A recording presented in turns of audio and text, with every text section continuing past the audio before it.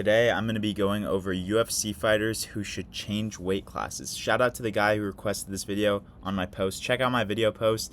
Tell me what I should be doing, what video ideas you have, or comment down below in the video. Thank you for 43 subscribers, boys. I'm excited. We're going to be the biggest MMA YouTuber soon. Just watch. Starting off, give Pantoja his double champ opportunity, bro. Like, flyweight is so dry right now. It needs time to sort itself out. There's no clear number one contender. I would prefer. Also, Merab doesn't really have. Like, I guess you could give the O'Malley rematch, and I wouldn't be mad at that. But Merab doesn't have a number one contender either. I think this is the only rational time it would be for the UFC, like for the UFC as a business, to make this fight. I'm not saying this fight's not rational. Pantoja definitely deserves it, but like from a money perspective, this is the only time where it's like, okay, neither guy has a number one contender. Like, they should fight in their next fight. I know they're gonna book Pantoja versus Kara France and Merab versus O'Malley too, and it won't happen. But I do think he deserves a shot at getting double champ status, and I think he would. He's so active, he could defend the belts. Like, he would defend both belts probably in the same time it took John Jones to defend his heavyweight title, bro. But you know what I'm saying? So I think we could.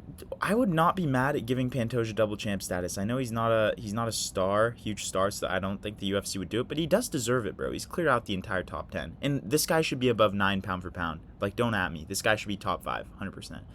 Moving on, Peter Yan, bro. Honestly, like, I don't see Yan ever regaining the bantamweight strap. I think he should move down to flyweight. He's small, bro. Like, is it just me, or does Peter Yan always look smaller than his opponent? Like, way smaller. I understand she's short, but he feels like very tiny. I feel like he could make the 125 mark, cut down to 125, and Peter Yan would be a problem. That's another interesting fight that Pantoja could take. Give Peter Yan a Brandon Royval fight, which I think he would win at 125, and then give him Pantoja. I would be very interested in that fight. Peter Yan got wrestled by Aljamain Sterling, but he lost 2 rounds via backpack, and then the first round, it was really close. So, you know, he was dominating Aljamain in wrestling in the first fight, tripping him, throwing him down. Aljamain couldn't get him down. So I would be interested to see Peter Yan Pantoja at 125. I think that injects another likable, good contender into the flyweight division, because I've heard that I have my sources tell me. No, I've heard that they're thinking about, on Twitter, by the way, I haven't heard from anyone in particular. I heard on Twitter that they're thinking about getting rid of flyweight just because, like, it's kind of boring, honestly. But I actually do like Pantoja. Brian Ortega, featherweight. Look, this guy has nothing else left. I don't think he's going to beat anyone in the top 5 at featherweight, frankly. I don't think he can, besides Yair, which he already beat.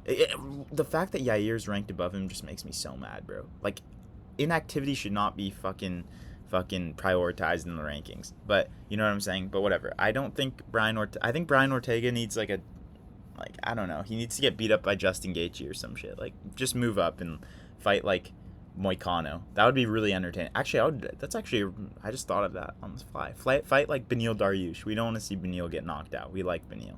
But I would be interested in seeing his 155 run. Brian Ortega's always dangerous, good jiu-jitsu fighter, gets hit a lot, taken a lot of damage. I don't know. I think he needs to change it up. He's kind of been struggling a little bit at featherweight. But moving on, this guy retired this past weekend, but I think he will come back. Jalen Turner, move up to 170. You're massive for lightweight. I don't know.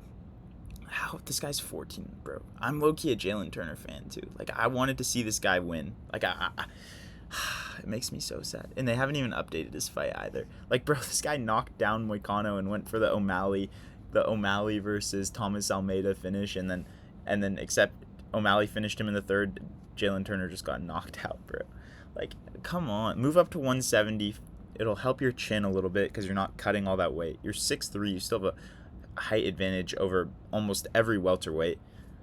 I don't know. I still believe in Jalen Turner. I'm delusional, bro. I still believe in Jalen Turner. Move up to 170, and I actually do think he could have a pretty good chance against some of those guys at 170. Like, honestly, I know I'm going to get called a casual for this, but if Gilbert Burns and Jalen Turner fought in 6 months, I would pick Jalen Turner. I'm sorry. I think Gilbert Burns is so washed. But I turned this video into a Gilbert Burns hate video. But you know what I'm saying? Please move up to 170. I still believe in you, Jalen Turner. I still believe in you. Next, Colby, you're never going to be champion. Move down to 155. Take the Dustin fight. Take a Gaethje fight. Take a fight with someone who hates you. Like, it can build you back a little bit. Maybe people will enjoy your shtick once again. You have eight victories by finish out of your 17 fights. You don't finish fights. Your boring fight style got absolutely dogged by Joaquin Buckley. Just move down to 155. I know your whole thing is, oh, I fight in my natural weight class. A lot of these guys, they're weight bullies. They're not men. Blah blah blah. But bro, just move down. Just move down to 155. I could see Colby having some success against like maybe Gaethje. I don't think he would beat Gaethje. I think he could beat Dan Hooker, but I don't know.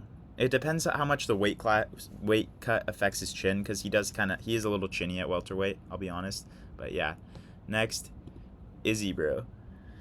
Move up to 205. Pereira lost the belt. I don't know. I don't want to see this guy get knocked out, but I would be interested in seeing like a Blachowicz rematch. I think Blachowicz's power is vastly overrated. I don't want to see this guy get knocked out again. Give him Blachowicz. Give him like a Rakic fight would be entertaining. I think he should do a proper bulk to 205. Try his hand at a different weight class, because 185 hasn't been working if he wants to fight again. Izzy could very well retire and have a good legacy, but I don't want him to go on like the Anderson Silva arc. This look, he could, if he moves to 205, he could go on his Anderson Silva arc and just like lose to freaking Nikita Krylov or some shit, bro. But I don't know. We'll see. But I think Izzy should try his hand at 205. I think he could have some success there against some of those top guys. Moving on, I didn't choose anyone for light heavyweight. I didn't really have anyone. But if you have anyone, let me know in the comments. I'm saying every blob heavyweight needs to move down to light heavyweight, though, bro. All the Shamils. Why do you have to be a blob? Is this guy a blob, too? Why? Okay, this guy's not a blob. But why do you have to be a bro, Shamil. Your name has meal in it, bro. Like, you have to be. I'm saying every blob heavyweight should lose some weight, hit Planet Fitness, run on the treadmill, go down to 205. Like, this is a professional athlete, bro. Like, bro, the fact that I actually like Shamil Gaziev, though. I don't want to clown on him. But, like, Tai Tuivasa has the build of a professional athlete, bro. When I told the girl on Hinge that I'm built like a professional athlete, she didn't say which one. I'm Tai Tuivasa. I'm Nate Diaz. No. But you know what I'm saying? Like Chris Dawkins already did it, got knocked out by Khalil Roundtree. But I would just like to see some of these guys actually put some effort into their physiques. I don't think the UFC needs to really work on the heavyweight division, because outside of the top 7, most of the people are just NPC. Like, I couldn't name you the 10 through 15 heavyweights. Some of those guys I've never even heard of, and I feel like that's the same for most fighters. Bro, Thomas Peterson's a dog. What are you talking about, Dar MMA? Say that in the comments. I dare you. No. But that's my takes. I hope you guys enjoyed the video. Thank you to whoever requested me to do this video. You responded to my post. I really appreciate it. Have a good day, guys.